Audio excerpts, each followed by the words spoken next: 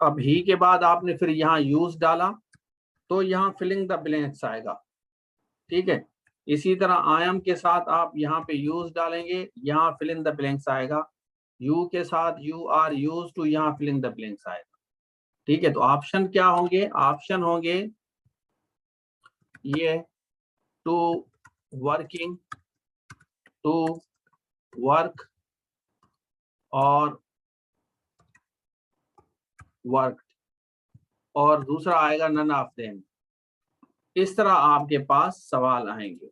ठीक है, तो आपको जब आइडिया होगा हाउ टू कन्वर्ट देम तो आप आराम से कर लेंगे ये सवाल। He is used to working, to work या वर्क, तो इस तरह आपका आएगा। और एक आपका विदाउट इसके भी आ सकता है कि यहाँ पे इस तरह भी आ सकता है। ठीक है, अच्छा, फिर एक चलें, he is used to working, to work या वर्क या वर्किंग, तो this is how it is to be converted.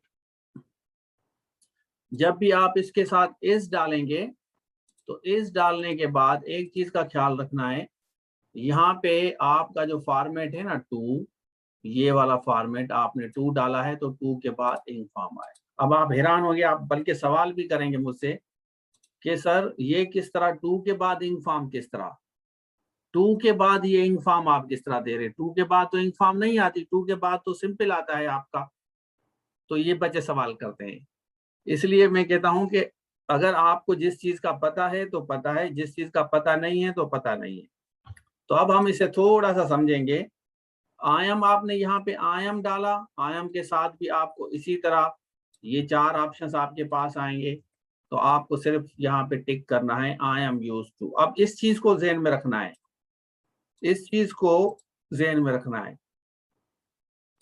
ठीक है, सेंटेंस थोड़ा लंबा चौड़ा हो सकता है लेकिन मैं समझाने के खातिर आपको बता रहा हूं। इस तरह यू आर यूज टू, ये चार आपके पास इस तरह आएंगे, तो ये ऑप्शंस आपको दिए जाएंगे। तो you are use to working, clear है? समझ आ गया है तो एक सेंटेंस बनाएं। शाबाश, इस तरह नहीं होगा भाई। देखें अब यहाँ पे मैं आपको बताऊं, अब किसी बच्चे ने सवाल किया है, किसी बच्चे ने सवाल किया है कि सर अगर हमारे पास, sir you are use to smoking and you are use to, अब ये दो सेंटेंसेस अब पूछा है।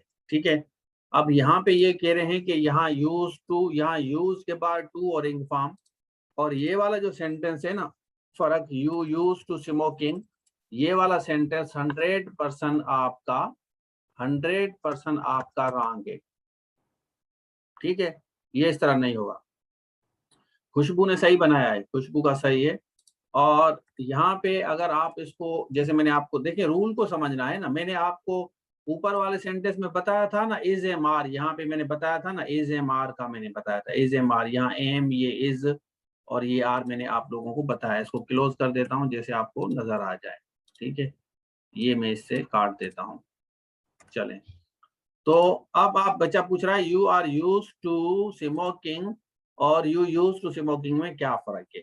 जब भी आप सेंटेंस में ये आर डालें ना, थोड़ा सा नोट करें, आर डालें, इज डालें, एम डालें, am, am is are, am is are जब भी सेंटेंस में डालें तो यूज्ड के बाद ये टू जो है ना इंग फॉर्म में कन्वर्ट हो जाता है।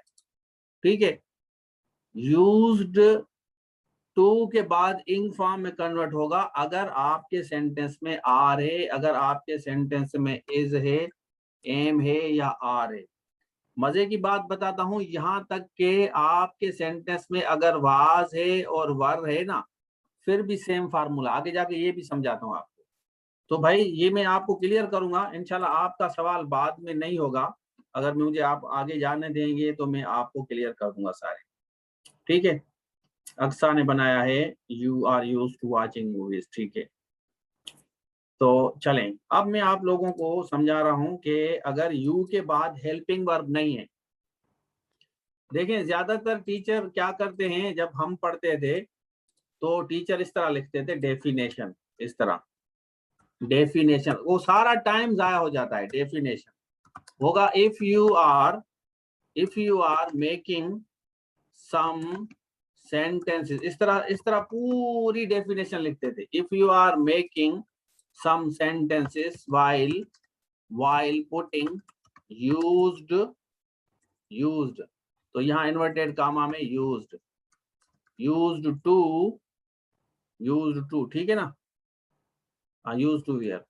तो ये इस तरह डेफिनेशन पर, हालांकि डेफिनेशन की मेरे ख्याल में कोई जरूरत नहीं, ये टाइम जाया होगा आप लोगों का। अगर आप कहेंगे तो मैं डेफिनेशन भी लिखूंगा, if you are making some sentences while putting used to, then be careful about using, अब यहाँ पे इज, एम और आर, यहाँ इस तरह आपका सेंटेंस। अब टाइम जाया हो रहा है या नहीं हो रहा? Be careful about using is, am, are, because इस तरह आएगा, ठीक है ना, because when you use is, am, are, then you must remember using, यहाँ पे इस तरह आएगा आपका ing form। अब टाइम जाया हो रहा है या नहीं हो रहा? शाबाश, बताएं। कुछ बच्चे कहते हैं कि सर डेफिनेशन बताएं, तो मैं आप लोगों का टाइम जाया करके बगैर मैं कोशिश करता हूं कि आपको डायरेक्टली स्ट्रक्चर बताया जाए। एग्री करते हैं या डिसएग्री? शाबाश, बताएं। विद मेन वर्ब, तो इसको मुझे इस तरह वाइट करना पड़ेगा। फिर मुझे जाहिर है आपको पता है कि मैं स्लाइडें बनाता हूं, आप लोगों के साथ बैठ के बनाता हूं, मेरी स्लाइडें बनी नहीं होती क्योंकि मैं क्रिएटिव काम कराता हूं। तो यहाँ पे इस तरह मुझे करना होगा, फिर थोड़ा सा टाइम आप लोगों को लगेगा, तो फिर आपको ये क्लियर करना होगा, ठीक है। डेफिनेशन खुद ब खुद आएगी, सही कह रहे हैं आप, हाँ बिल्कुल सही कह रहे हैं। कॉन्सेप्ट क्लियर होगा तो डेफिनेशन आप लोगों को आएगी, लेकिन हम वोट कर रहे हैं कि कौन से बच्चे। चलें भाई, अच्छा, तो हमने लिखा कि अगर आप इज एम आर लगाएंगे, सब्जेक्ट के बाद इज एम आर लगाएंगे, तो आपका वर्ब, मेन वर्ब में इंग फॉर्म आएगा। ये आप इसको याद कर लें। जैसे मैं एक दो सेंटेंसेस यहाँ दोबारा बनाता हूँ। आप लिखते हैं यू, के साथ आर आएगा ना, यू आर यूज टू, यहाँ पे आएगा ना, टू के बाद आपकी ing form, you are use to teaching या wasting time, you are used to wasting time, he is used to wasting time, I am used to teaching English, ठीक है। अच्छा, एक बच्चा पूछ रहा है कि इसमें फर्क क्या है। अब यहाँ पे आते हैं, अब हम इसको कॉपी करते हैं, कॉपी करने के बाद इसको यहाँ करते हैं पेस्ट करते हैं, और यहाँ पे मैं डेफिनेशन लिखता हूँ वाज और वर, ठीक है, वाज और वर डालता हूं, ठीक है, बिकॉज व्हेन यू यूज, यहाँ पे मैं लिख लेता हूं वाज और वर, वाज और वर इस्तेमाल करेंगे तो इसमें बिंग फॉर्म आएगा। स्ट्रक्चर भी लिख रहा हूं, मेन वर्ब में बिंग फॉर्म आएगी। अब यहाँ पे हम लिखेंगे, यहाँ पे यू वर हम लिखेंगे, ठीक है, यू वर लिखेंगे, तो यहाँ पे वर आ गया, देख लें आपका वर आ गया, और इसी तरह यहाँ पे वाज आ गया। जब आपका वाज और वर आए तो यूज के बाद ये आएगा, इसी तरह यहाँ पे आए वाज आएगा, ठीक हो गया, आए वाज आएगा। समझ आ गया आपको? तो वाज और वर के साथ भी सेम फार्मूला होगा। अब आते हैं, हमारा एक दूसरा फार्मूला है, वो फार्मूला आपको बताता हूँ। He used to waste time, I used to teach English. You used to, हाँ सही कह रहे हैं आप, बिल्कुल सही कह रहे हैं।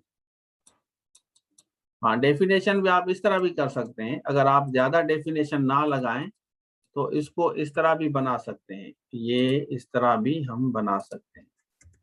यहाँ इस तरह कर दें, कहाँ गया हमारा सेंटेंस स्ट्रक्चर, ये है, ये आपका स्ट्रक्चर है, ठीक है। Subject is am are use to, verb की फिफ्थ फॉर्म ऑब्जेक्ट, ये देखें, ये किसी स्टूडेंट ने लिखा है, मैंने नहीं लिखा, किसी स्टूडेंट ने, इसको वाइट कर देता हूं मैं, ठीक है, आसान है।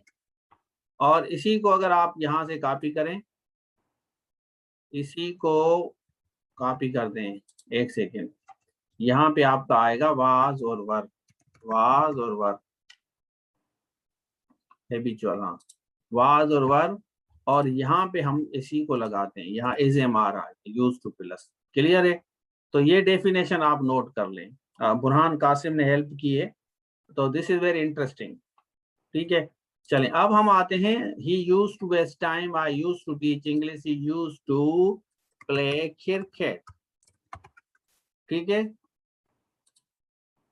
तो इसमें वो टाइम जाया करने का आदी था। ठीक है, वो टाइम जाया करने का आदी था, इसकी ये ट्रांसलेशन, आदी था। और अगर हम इसको इसमें कहेंगे, वो टाइम जाया करने का आदी है, वो टाइम जाया करने का आदी है, वो टाइम जाया करने का आदी है। ठीक है, समझ नहीं आ रहा? आज देखिए, अगर मैं कहूंगा कि मैं भाई पढ़ाने का आदी हूँ, I am use to teaching, अगर इसी को एक दूसरे फार्मूले में ले आएंगे ना, वैसे तो अंग्रेजों ने खाम का आपको फंसा दिया है, I am use to teaching English या I teach English, almost same है, ऑलमोस्ट सेम है, लेकिन उसको लंबा चौड़ा हमने किया। I am use to teaching English, मैं पढ़ाता हूं या आदी हूं, यहाँ पे जो वर्ड आएगा ना, मैं अंग्रेजी पढ़ाने का आदी हूं, इसमें ये फर्क है, और मैं अंग्रेजी पढ़ाता हूं, मैं अंग्रेजी पढ़ाता हूं, बस ये फर्क है। समझ आ रहा है या नहीं आ रहा? आदी हूं और पढ़ाता हूं, मेरे ख्याल में यहां तक समझ आ गया। चलें एक सेंटेंस बनाएं। We use to play, sentence नहीं होता, we use to play game, ये रॉन्ग है, ये सेंटेंस होता ही नहीं है। किसकी भाई वीडियो खुली है? एक सेकंड, अब्दुल गफार आ गया भाई वीडियो खुलने वाला। चलें, तो मैंने क्या कहा, I am use to working hard, सही है, सही है। We are use to watching movie, okay fine good, excellent भाई, क्या बात है, use to, we are use to, Chachar साहब, I was use to playing cricket. अच्छा, ये सवाल आते हैं पेपर्स में, I was use to playing. अच्छा, प्रेजेंट में कुछ बच्चे इसको इस तरह लिखते हैं कि ही, इस तरह, he uses to play game, uses to play game, he used to playing game। मैं आपको बता रहा हूँ, ये इस तरह सवाल आते हैं, he used to playing game, he used to play game, और he used to play game, he is used to playing game। आपसे सवाल किया जाएगा which one of them is correct, इस तरह आएगा, which one of them is correct, ये आपसे पूछा जाएगा। ठीक है, तो यहाँ पे 4 ऑप्शंस आएंगे, ये मैं आपको इसलिए समझाता हूँ क्योंकि पेपर में इस तरह सवाल आते हैं। अब ही यूजेस टू, नंबर दे देता हूँ, he uses to play game, he use to play game, he use to play game, he is use to play game. तो अब मुझे बताएं, अगर आप लोगों का सेंस सही से काम कर रहा हो, तो आप ऑनेस्टली इसको पकड़ लेंगे कि भाई कौन सा सेंटेंस इसमें सही है। वैसे तो आप तो देखें, एक बच्चे ने सवाल किया है तो मैंने इसलिए ये बनाया है, क्योंकि सवाल इस तरह आते हैं पेपर में, तो एक एक मार्क मैटर करती है किसी भी एग्जाम में। जो बच्चे कहते हैं अरे ये तो आसान है, आसान तो है, ठीक है ना, तो आसान तो है, तो इसको आपको समझना है कि भाई how to make the sentence. तो दिस इज वेरी इंटरेस्टिंग। तो he uses to play game, he used to play game, he used to play game। अच्छा, इसमें मैं आपको बता रहा हूं एक चीज और है कि अगर मैं कहूं mobile is used to catch photos, ये सेंटेंस सही है या गलत है? Mobile is used to catch, या इसको हैव कर दें, mobile is used to have photos, सही है या गलत है? शाबाश बताएं, शाबाश। हरी अब mobile is used to have photos, अच्छा रॉन्ग है, ओके।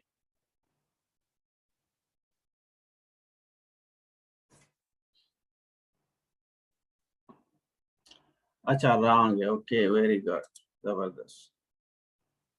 अच्छा 90% बच्चे कह रहे हैं कि 90% बच्चे कह रहे हैं कि भाई ये आपका सेंटेंस गलत है। 90% बच्चे कह रहे हैं कि गलत है, 90%। बाकी बच्चे ओके, सही, जबरदस्त। Mobile is used to have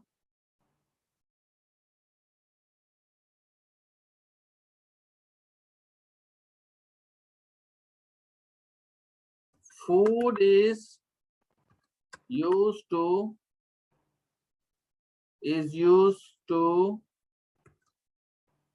live a life। अभी स्टार्ट किया है बेटा, अभी स्टार्ट किया है, अभी ये पहला सेंटेंस पढ़ा रहा हूं, अभी स्टार्ट किया है, ठीक है ना, अभी किया, ये पहला सेंटेंस है। चलें, मोबाइल इतने सवाल नहीं करते भाई, मैं पढ़ रहा हूं आप लोगों के सवाल। Food is use to live a life, अब यहां देखें, यहां भी इज आ रहा है, तो ये आपको समझना है, ठीक है। और यहाँ मोबाइल, यहाँ भी इज आ रहा है, अब आप फिर परेशान होंगे कि सर इस तो आ रहा है। अच्छा, फिर है are you used by your friends, I am used, he is used, car is used, car is used to drive, ठीक है, समझ आ रहा है। Computer is used, computer is used to, समझ आ रहा है नहीं आ रहा? तो ये वाला आपका passive voice formula, food is use to live a life. हम फूड इस्तेमाल करते हैं कि जिंदा रहने के लिए, हम फूड इस्तेमाल करते हैं मोबाइल तस्वीरें लेने के लिए, मोबाइल तस्वीर लेने के लिए इस्तेमाल किया जाता है, मोबाइल तस्वीर लेने के लिए इस्तेमाल किया जाता है। समझ आ रहा है या नहीं आ रहा? क्लियर है? तो मोबाइल तस्वीर लेने के लिए इस्तेमाल किया जाता है। मेरे ख्याल में यहां तक समझ आ गया। Mobile is used, car is used, और दिस इज पैसिव है, food is used. All the following sentences are passive voice. तो पहले आप कह रहे थे गलत है, फिर आप कह रहे हो कि सही हैं, गलत हैं, सही हैं। क्लियर हो गया? चलें, food is use to live a life, mobile तस्वीर लेने के लिए इस्तेमाल की, mobile is use to have photo, are you use by your friends, क्या आपके दोस्त आपको इस्तेमाल करते हैं? Are you use by your friends for their own purpose. तो यहां तक मेरे ख्याल में क्लियर हो गया। अच्छा, एक और सेंटेंस इसका बनाते हैं, यहां देखें, ही यूजेस अ मोबाइल, ये सही है या गलत है? He uses a mobile, I use a laptop, we use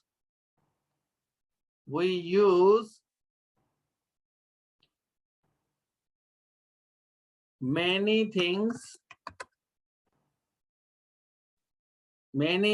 तो इस तरह सेंटेंस बना सकते, ठीक है, we use I use, he uses a mobile, तो इस तरह भी बना सकते हैं सेंटेंस। अच्छा, यहां तक मेरे ख्याल में सारा क्लियर हो गया।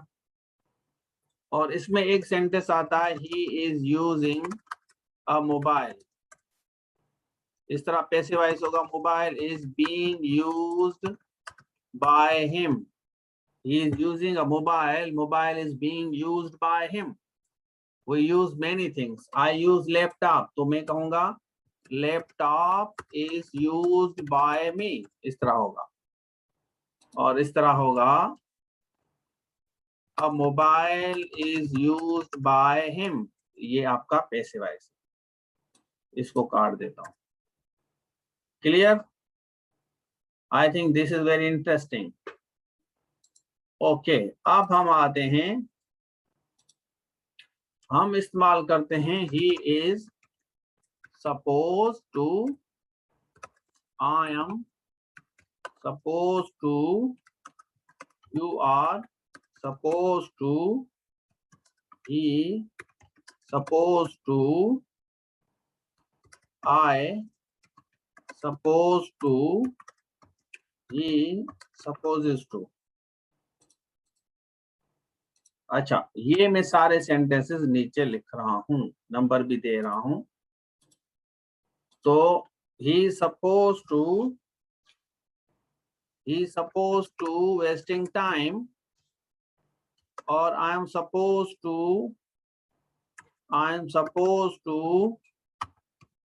teach English, you are supposed to taught, he supposed to learn English, I supposed to understand you, he supposes to wait for me। इसमें से कौन से सेंटेंस सही और गलत हैं? Which of the following sentences are wrong? शाबाश, बताएं कौन से सही हैं, कौन से गलत हैं भाई। 3 में टू इन्फिनेटिव की तरह यूज हो सकता है, लेकिन अभी फिलहाल सेंस नहीं बन रहा, सेंस स्ट्रक्चर वाले बन रहे हैं, इसलिए स्ट्रक्चर वाले सही हैं। बुरहान कासिम भाई, वेरी गुड। अली रजा की वीडियो खुल गई है भाई, अली रजा भाई। अच्छा, एक करेक्ट है, बाकी रॉन्ग है। अच्छा, करेक्ट कौन सा है? करेक्ट कौन सा है इसमें से? अच्छा, पहले वाला करेक्ट है, चाचड़ साहब कह रहे हैं दूसरा एंड तीसरा रॉन्ग है। अच्छा, चले मैं इसको इस तरह कर दूं, अगर सपोज मैं कह रहा हूं which ऑफ द फॉलोइंग, मैं अगर इस तरह करूं, तीसरा भी सही है। अच्छा, which one of the following is correct sentence? चले मैं आसान कर देता हूं आपको। Which one of the following is correct sentence? One of the following, अच्छा पैसे वाई से, अच्छा पैसे वाई से, ओके गॉट इट। देखिए, थोड़ी सी मेहनत करेंगे तो इंशाल्लाह मजा भी आएगा ना, मेहनत के सिवा कुछ नहीं।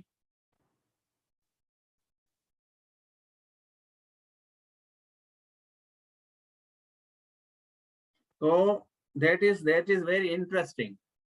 Honestly speaking, मैं आपको बताऊं कि एक चीज एक दफा सीख गए ना, तो जब आप ऑफिसर बनते हैं ना, तो मजा भी आता है। When you become an officer and you write correct English, then I'm sure you are being appreciated by the boss, by the officer. All you need to do is put your focus what I'm teaching. Just put your focus and understand the things I'm teaching right now. तो इसमें जो सही sentence है वो सिर्फ और सिर्फ ये है, बस ये सेंटेंस सही है। बाकी सेंटेंसेस सारे के सारे गलत हैं। एक सेंटेंस सही है। समझ आ रहा है नहीं आ रहा? कितने सेंटेंस सही हैं? एक सेंटेंस सही है, बाकी सारे के सारे गलत हैं। तो दैट इज वेरी इंटरेस्टिंग। बाकी सारे गलत हैं। और आप कहेंगे कि सर ये किस तरह हुआ भाई, ये सारे किस तरह गलत हैं? ऑनेस्टली स्पीकिंग बाकी सारे गलत हैं। समझाता हूं, बिल्कुल समझा रहा हूं। बुरहान कासिम को समझ आ गया है, बाकी को नहीं आया। चलिए मैं समझाता हूँ, एक सेकंड यहाँ पे। अच्छा, आपको करना क्या है? हाँ, चलें, आप एक चीज का ख्याल रखें, ये जो वर्ड सपोज्ड है ना, सपोज्ड, इसको समझें, पहले इसको समझें। सपोज को हमें समझना है और राइटली समझना है। सपोज को राइटली समझना है, कैसे वो मैं बताता हूँ। जब आप ही इज, नहीं गलत लिखा है, गलत लिखा है आपने। बुरहान ने लिखा है लेकिन गलत लिखा है, मैं आपको बताता हूँ। चलें, सब्जेक्ट के बाद प्लस इज एम आर, ठीक है? हाँ, इज एम आर और plus suppose two plus verb first form, ये इसका स्ट्रक्चर है भाई। क्लियर है? सब्जेक्ट, यहां मैं इसको चेंज कर देता हूं इससे। Subject is am are, suppose to verb की फर्स्ट फॉर्म ऑब्जेक्ट। यहां तक क्लियर है? अभी सेंटेंस बनाऊं। जैसे आप कहेंगे कि भाई ही इज, तो यहां सपोज लगेगा, ही इज सपोज, यहां टू लगेगा, तो वेट फॉर मी, ठीक है? और ही, यहाँ इस तरह सेंटेंस आएगा, इसको इस तरह करते हैं, you are suppose to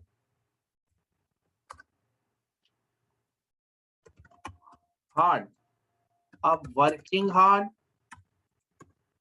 work hard और वर्क हार्ड, क्या आएगा? शाबाश बताएं, शाबाश बताएं, शाबाश शाबाश। क्रिएटिव काम कर रहे हैं या नहीं कर रहे? क्रिएटिव वर्क है या नहीं है? जबरदस्त, वेरी गुड, क्या बात है भाई, क्या बात है, वाह वाह वाह वाह, सही जा रहे हैं, बिल्कुल सही जा रहे हैं। तो यू आर लिखा, सपोज लिखा, टू लिखा, और उसके बाद हमने क्या लिखा? वर्क लिखा। क्लियर है? अच्छा, अगर हम आई एम लिखते हैं, आई एम, यहां आई एम लिखेंगे वर्क हार्ड, तो यहां आएगा suppose, supposing none of them. शाबाश बताएं, इसका क्या होगा?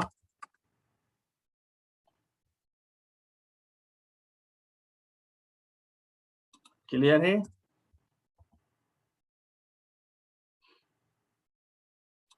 यहाँ टू आएगा। अब आपको समझ आ गया कि हमें स्ट्रक्चर किस तरह लिखना है। और यू आर हो गया, आई एम हो गया, और शी हम लगाएंगे, शी इज, यहाँ आपके पास ऑप्शन आएगा, शी इज, तो वेट फॉर मी, तो to she is suppose to, supposes और नन ऑफ देम। इस तरह भी आता है।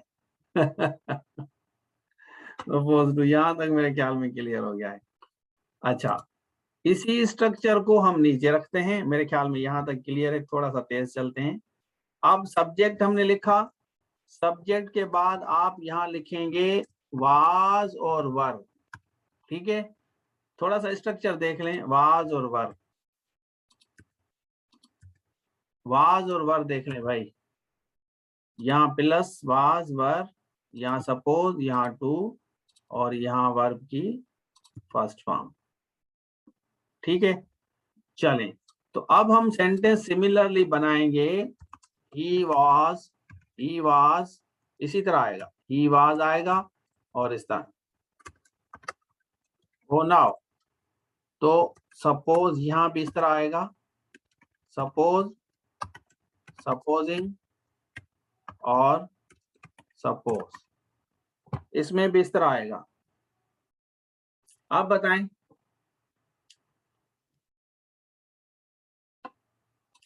Suppose to then, he was supposed to go then आएगा, उसको जाना था, उसको जाना था। भाई समझ आ रहा है या नहीं आ रहा? This is how the question is. तो इसको समझना है। एक सेकेंड आप मैं आपको दिखा रहा हूं।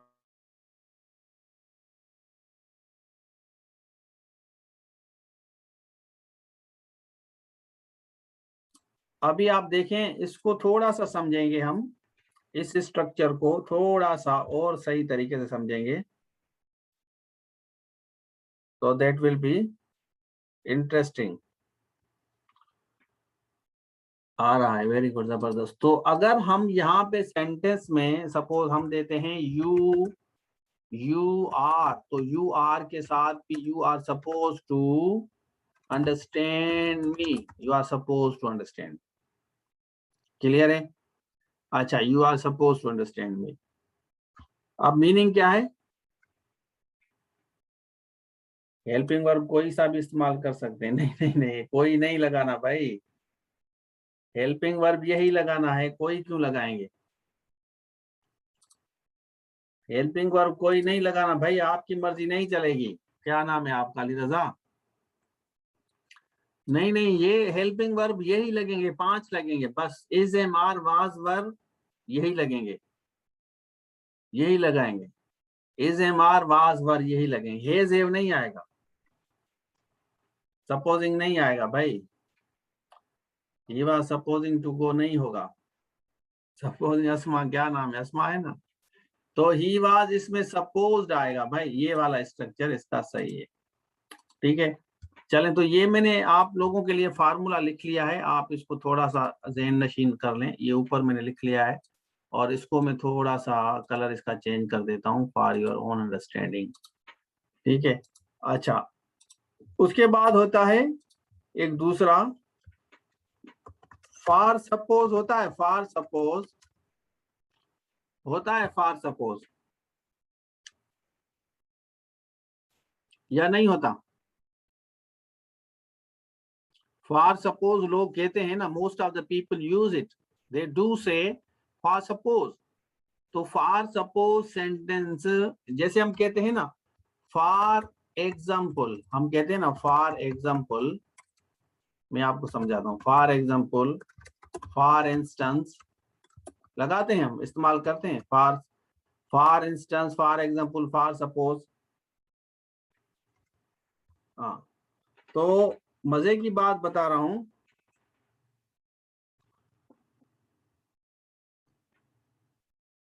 अब आपको मजे की बात बता रहा हूं एक। ये वाला जो ऊपर वाला सेंटेंस है ना, ये वाला गलत है, ये वाला गलत है, फॉर सपोज नहीं होता। और ये वाला सेंटेंस आपका सही है और ये वाला भी आपका सही है, लेकिन सपोज के साथ फॉर सपोज नहीं होता। फॉर इंस्टेंस होगा, फॉर एग्जाम्पल होगा, लेकिन फॉर सपोज नहीं होगा। अगर आपको सपोज यूज करना है तो आप सिंपली कहेंगे सपोज। ठीक है, सपोज, बस इस तरह कहेंगे। और लेकिन इसके नीचे वाले इस्तेमाल करेंगे तो फॉर एग्जाम्पल कहेंगे। हाँ, तो ये गलत है, फर्ज करें ये गलत है, फॉर सपोज नहीं होता, आप सिंपल कहते हैं suppose.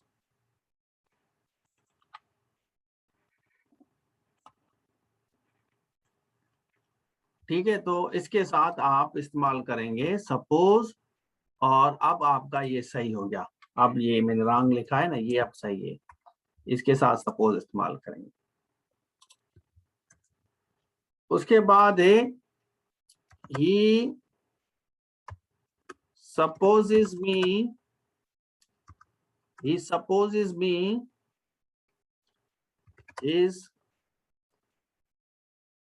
true friend. He supposes me his true friend. ये सेंटेंस सही है।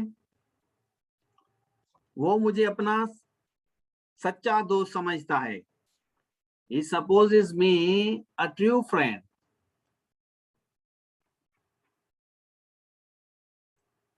ये सही है या गलत है?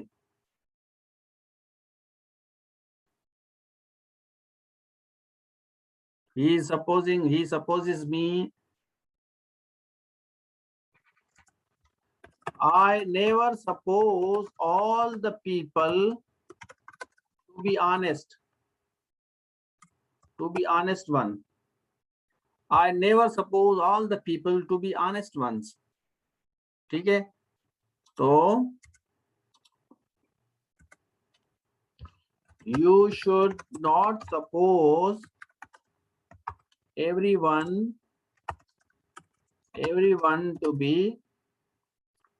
to be helping hand. You should not suppose everyone. अब यहाँ जो है ना suppose, यहाँ जो सेंस देता है ना समझना, हर किसी को हेल्पिंग हैंड ना समझें। कुछ लोग आपको इस्तेमाल करते हैं। I never suppose, मैं कभी नहीं समझता हर किसी को कि वो ऑनेस्ट है। कभी नहीं समझता हर किसी को। वो समझना अलग है, अंडरस्टैंड अलग है, ये वाला अलग है, वो समझना अलग है। थोड़ा सा इसको ख्याल रखना आप, ठीक है? क्योंकि मैं डीपली चीजें आपको समझाने की कोशिश कर रहा हूं कि जैसे कल आपकी एक भी गलती ना हो। कहीं पे भी अगर आप लिखते हैं, पढ़ते हैं, तो आपकी कोई भी गलती ना हो। अच्छा, और अब मैं आपको इसी से रिलेटेड समझाता हूं। You are supposed to wait.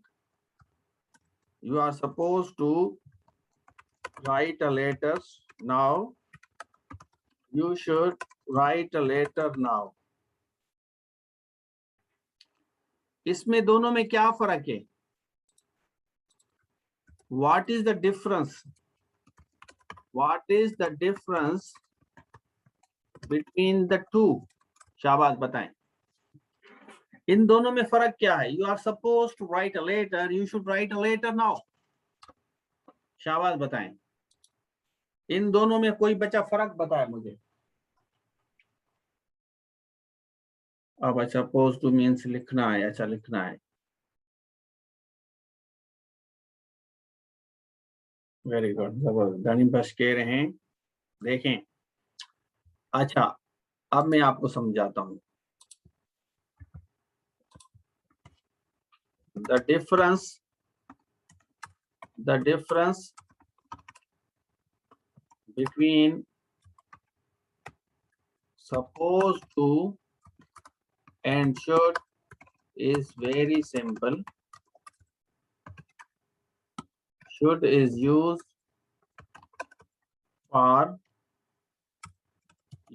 as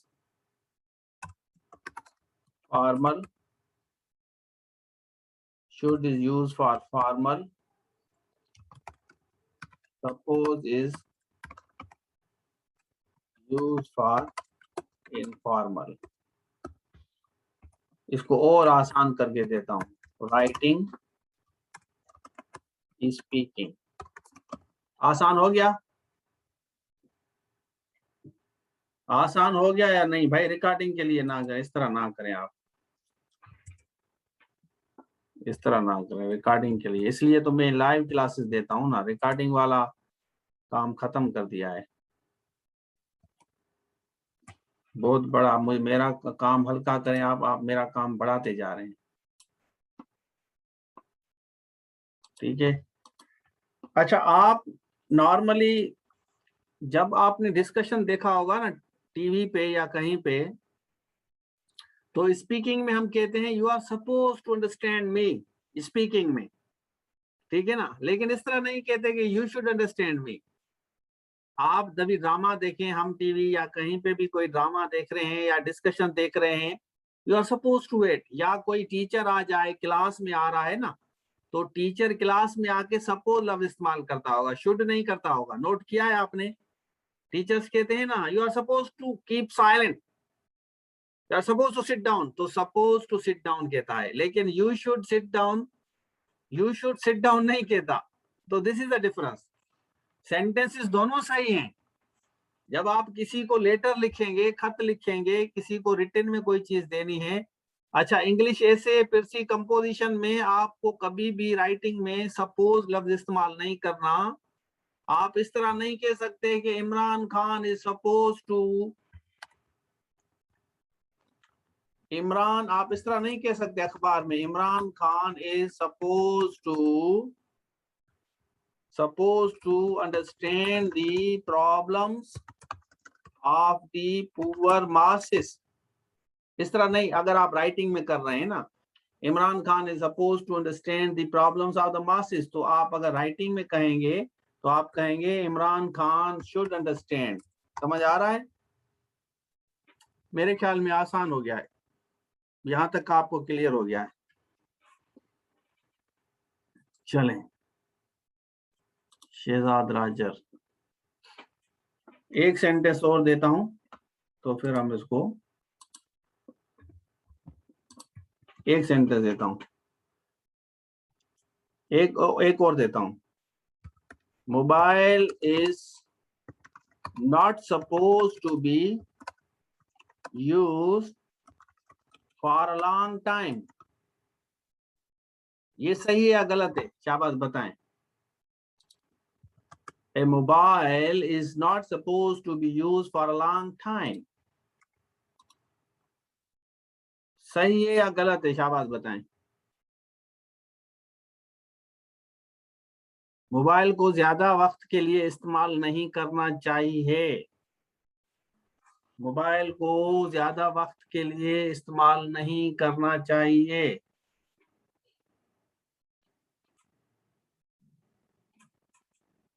शाबाश। अच्छा रॉन्ग है, शुड आएगा।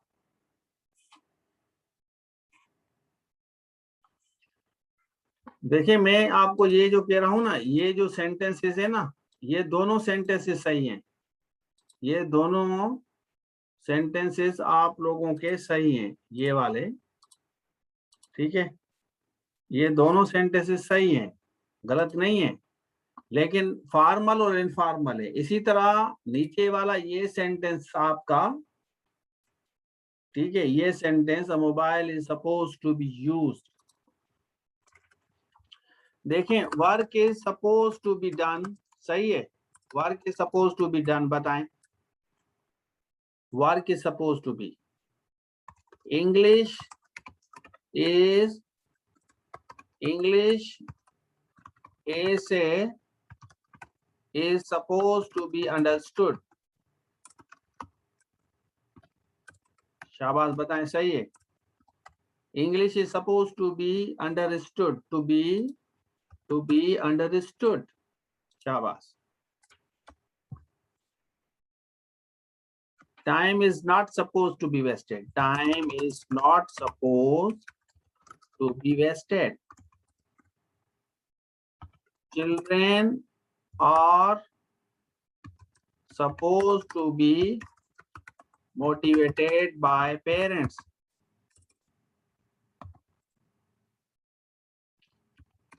Good teachers are supposed to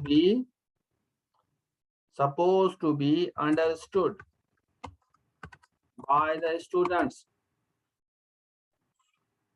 चलें, इसको नेक्स्ट एपिसोड में हम इंशाल्लाह डिस्कस करेंगे।